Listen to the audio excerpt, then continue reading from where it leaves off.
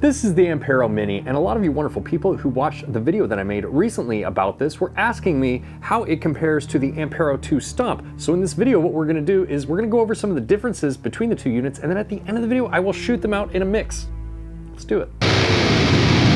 What's up everybody, welcome to the channel. By popular demand, I'm comparing the Ampero 2 Stomp to the Ampero Mini, hopefully to show you guys some of the differences between the two, some of the limitations of each. You know, a lot of you asked for that. Even though I've made videos comparing the Ampero 2 Stomp to the OG Ampero, shooting those things out.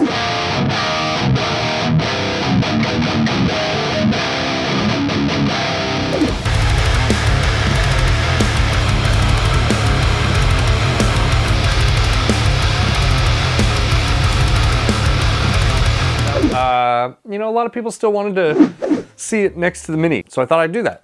That's what we're doing today. At the end of the video is we're gonna shoot out each one, also against a real amplifier. So I have to pick an amplifier to dial in that I actually own.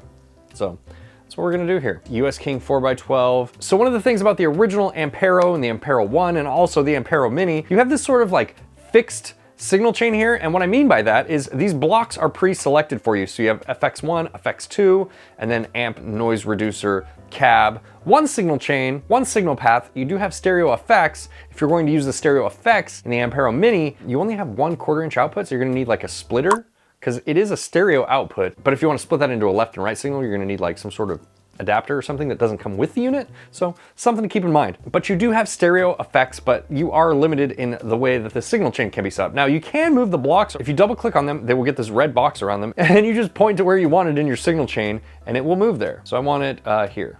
Okay, and I also got a question about stacking overdrives. You know, if you wanted to get crazy with the gain, you can do that. You are just going to have to go in here and you go to edit, and then down here you do have some drives. So you can go into the drives there, and then also in the effects too, you have the same effects. So you could stack drives that way if you wanted to. Let's go in here and we're going to have to pick an amp that I own, and I'm thinking like an 𝗦𝗘𝗚𝗓 amplifier. And I don't think that there's gonna be a dramatic difference in the sound of these amplifiers. I could be wrong, but I think the difference in actually the amp modeling itself is going to be in like the options that it gives you for each of those. So we'll get into that more when we get into the Ampero 2 Stomp. So let's go with the 𝗦𝗚𝗘𝗏𝗔𝗟 2.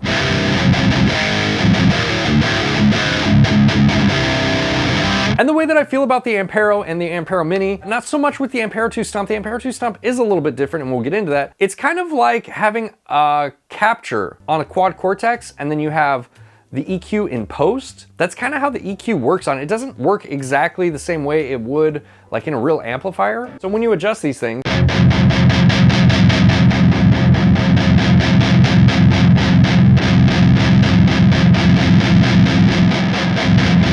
it almost to me just sounds like a post EQ. That could be a personal thing. I don't know. But anyways. I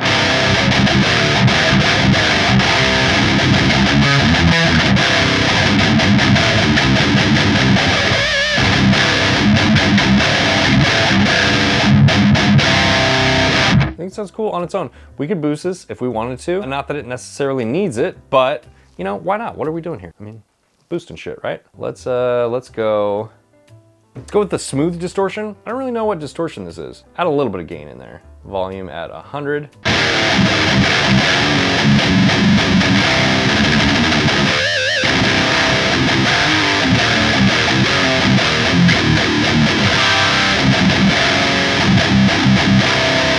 And one of the things that really impressed me with the Ampero originally, that is certainly true of the Ampero Mini and also the Ampero 2 Stomp, is like the texture of the gain. The high gain models, and specifically when you start stacking things, like when you start boosting amplifiers or start stacking boosts, I'm using the word texture a lot. That's actually why I started using the Ampero Live in the first place, is just I thought it did a great job of recreating that high gain texture. You high gain enthusiasts probably know what I mean, but you know, if you don't, that's fine too. You can really hear what I'm talking about with the texture, like when you chug.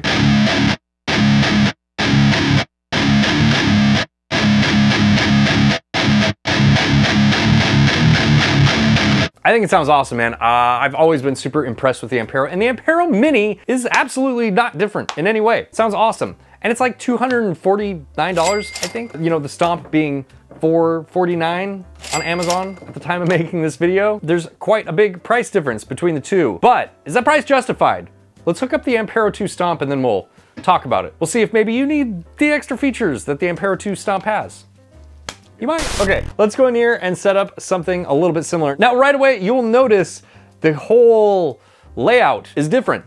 We don't have the same limitations with blocks. We don't have pre-assigned block. This is a lot more in line with something like the HX Stomp, where you can just load a block and you can assign whatever you want to it. And also, on top of that, you have 2 inputs with the Ampero 2 Stomp, meaning you can do 2 separate signal chains. So like, if you wanted one for vocals and one for guitar, or you want to process 2 guitars with it, you could do that. You do also have 2 independent outputs, so you don't have to have an extra piece of equipment. If you want to split things into a stereo signal chain, you know, you don't need like an adapter or anything like that. We also have MIDI on this. We also have an effects loop for send and return. It's just a lot more stuff. We also have an on-off switch. It's the little things, right? Okay, let's go into the signal chain that I have here. I have a, oh, look at that, a fast gate. Setup mode 1, yeah, pretty much the same way I had it set up on the other one. And see, this is what I'm talking about here. You can assign this, like I could pick anything I wanted in this array of blocks here. Smooth distortion, volume up. Oh, we actually have these knobs too here, so we don't have to rely just on the touch screen. And one of the other things that I really like about the Ampero 2 Stomp is everything's like kind of categorized. It's like a little bit better. It's a little bit more organized, so it's easier to find things. So like the guitar cabs here, you have small, large, and then you have bass cabs. I picked a cabinet on the Ampero, unfortunately, that we don't have in the Ampero 2 Stomp, but at the end when we shoot everything out, we will make sure that we have the same cabinet or IR on the end, so that way we take that out of the equation and we can just focus on the actual modeling capabilities.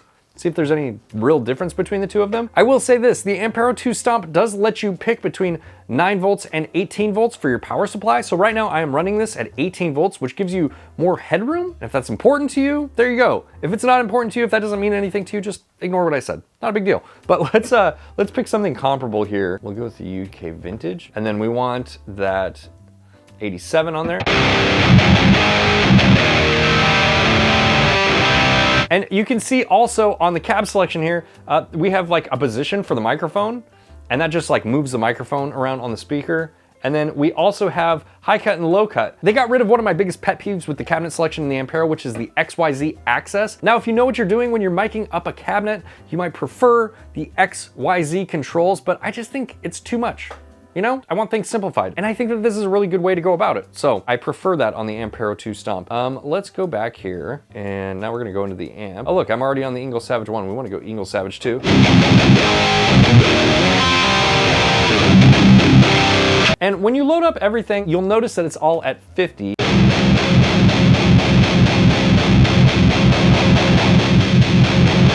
And you'll also notice with the amp, now we have the voicing, so we can switch this to the smooth voicing, which doesn't really work the same way it does in the amp, but I think it's a cool feature. We'll leave it on rough, and then we have the depth boost as well.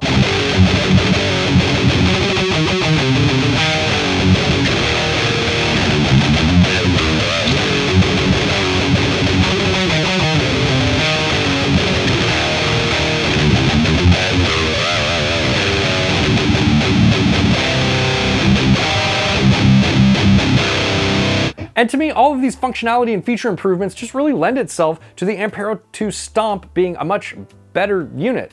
So it's kind of weird to me that they released the Ampero Mini with the old operating system and not all this cool new stuff. So I'm really interested to see what Hot Tone does in the future, what they do with the Ampero 2 specifically. I would like to see like a full board version of this with more DSP. The DSP is kind of a problem on the Ampero 2 Stomp. You can max it out pretty quickly, especially if you want to process 2 signal chains with like 2 amplifiers and whatnot. Like you can start stacking stuff and getting really creative with your signal chain, but you will run into a DSP limitation. So it would be nice if they released an updated version of the Ampero 2 Stomp, just the Ampero 2. Like, where's the Ampero 2? Why do we have the Ampero 2 Stomp before the Ampero 2? But it would be nice to see the Ampero 2, bigger board, more functionality, much more DSP, and I hope that's what's coming in the future. Remains to be determined. But now let's shoot these guys out in a mix with an actual 𝗦𝗐𝗰𝗶 and see how much of a difference there is between each one of the units and the actual amplifier. In the shootout, we will use the same cab IR, so that way we can take that out of the equation, since most of you probably have IRs that you really like that you want to load up instead of using the built-in cabinets. But if you don't,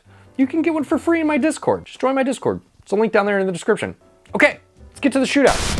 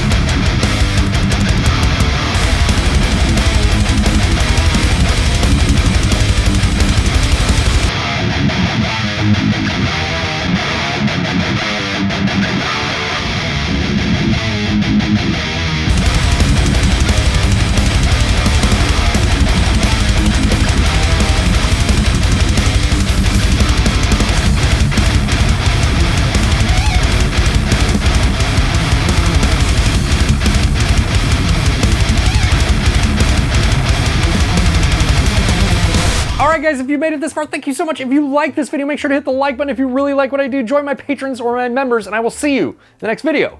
Bye.